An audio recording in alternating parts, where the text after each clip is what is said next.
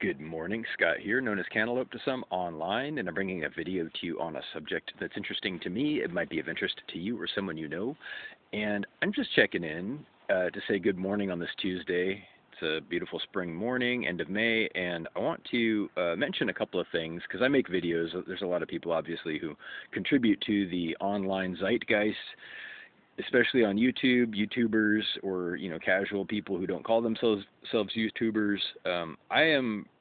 I don't know, I guess I'm a YouTuber at this point, for what it's worth, and I've noticed something about the content that gets uploaded to YouTube. There is obviously copyright detection. They have algorithms and systems to figure out if you're stealing work, if it's permitted, if it's an ongoing thing, and what they should do about it. And they can take your videos down if they detect something that doesn't belong to you. Typically, however, and this is the interesting thing, if it's something that is from YouTube, if it's been featured on YouTube in another video, they will let it slide until at which point there's a complaint about it. So this is my point in this video. I made something yesterday. It doesn't need to be linked necessarily. It was kind of a personal gift for somebody.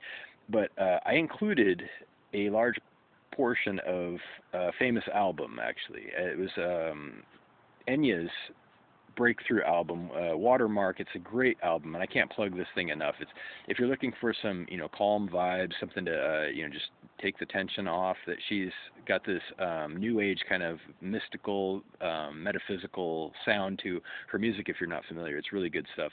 But anyway, no, my plan was to make an animation to choreographed with her album, that album. And the question came up, why would you use her whole album? That seems kind of, a flagrant abuse of something, doesn't it? Well, does it? Now, here's the question. This is the point of this video. Back in the day, let me give some context to the question. We had what were called tape decks. Tape decks, yeah, I'm dating myself, that's fine. We had boom boxes and tape decks and dual cassette recorders, the purpose of which, of course, was to dub one tape to another. You could go to the store and buy music, and I've spent lots of money in my life on music. Don't think that I haven't.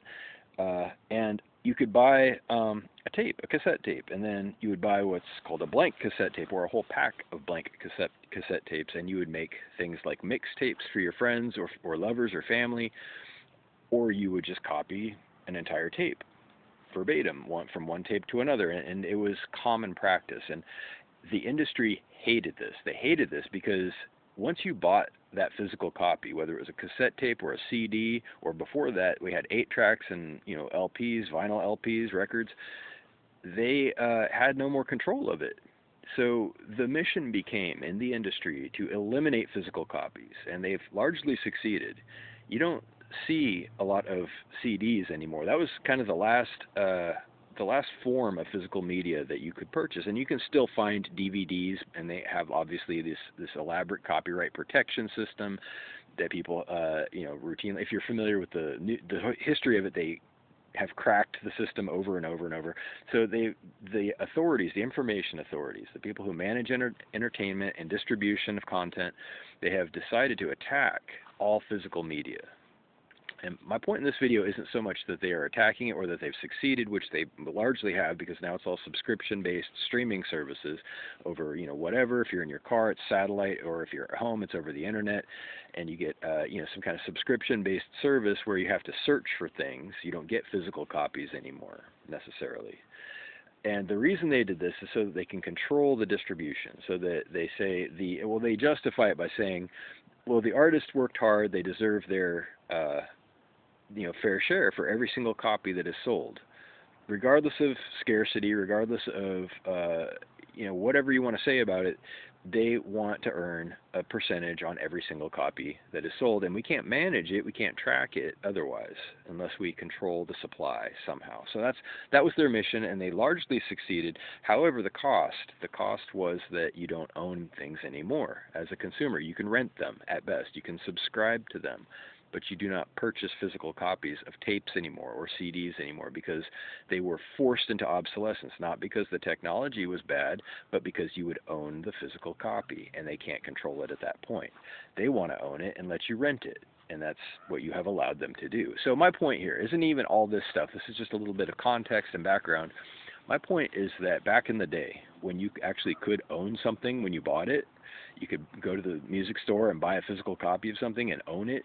When that was possible, you would give a gift to your friend that may be a mix, something that was a selection of songs with tones and lyrics that reflect an attitude or a disposition towards them, and it was a very creative and popular way to communicate with people. Music is just another form of communication.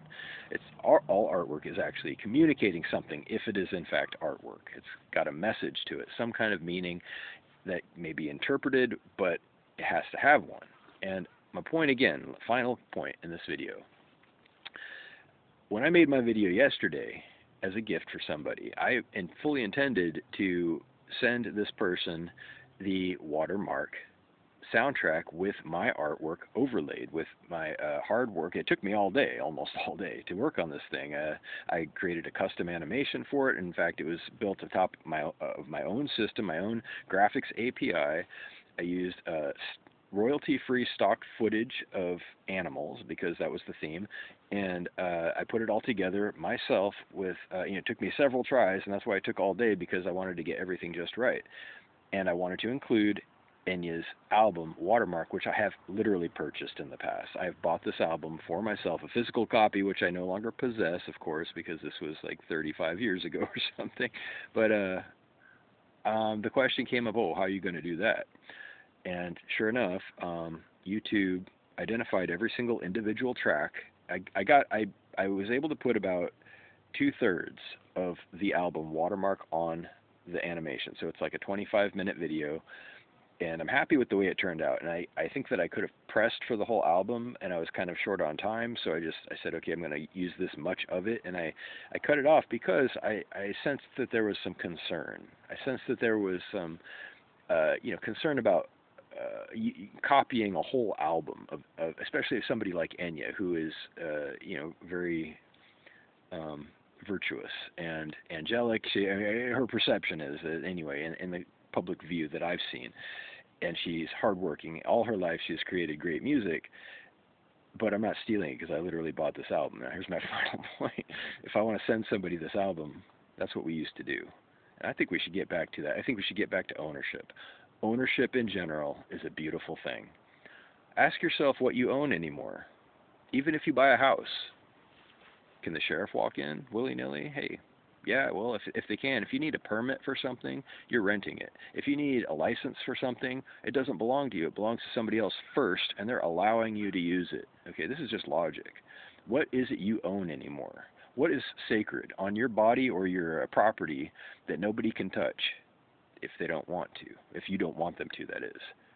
Well, having lived 49 years, I know that things have changed. Back in the 80s, 90s, early 2000s, you had property. We used to have something called illegal search and seizure. We used to have something called requiring a warrant or probable cause to investigate your personal property, to get in your car or your house. They don't read you your rights anymore. They don't really care so much about probable cause. They manufacture a reason if they feel like it. And I digress, and you can tell I have strong feelings about the breakdown of civil liberties and the abuses by law enforcement of everybody, and the ongoing systematic misinformation and programming of people to acquiesce to these abuses and the destruction of their rights. So it's connected to all that stuff. The fact that you can't own music anymore is connected to a much bigger picture, and should scare the hell out of you. It should scare the hell out of you because you own nothing. If I want to send an album to somebody that I have literally bought, I'm going to go ahead and do that. And God bless YouTube because they let me do it. They blocked it in Belarus and Russia. I'll take it. Thank you. I'll accept that offer. Reach out if you like with comments below. Thank you.